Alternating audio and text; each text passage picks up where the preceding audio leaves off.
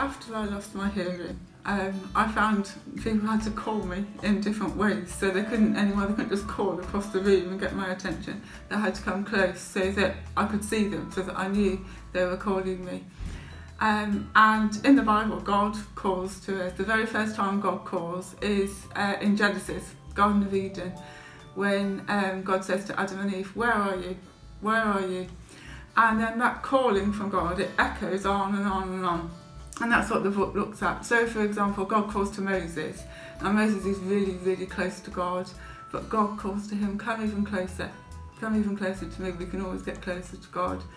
But then there's also Hagar, who's just in the middle of the desert, fed up with life, wants to die, having a really tough time. And God goes into that situation and he calls to her as well.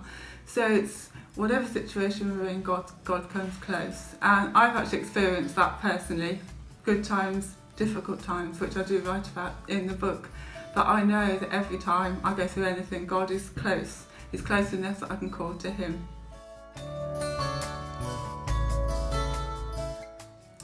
The title God's Calling Cards came about really because these times when God calls, he leaves behind something of his presence. And that's a bit what a calling card is. Somebody leaves something behind to say, "Hey, I've been here, I want to see you." And so that's why the title of God's Calling Cards, looking at different things he leaves behind when he calls on different people. There's a really lovely verse in the Bible, in Isaiah, where God says, "I have called you by your name, you are mine." And it's my prayer that as you read God's calling cards, you will come to know more and more the God that comes close enough to call your name.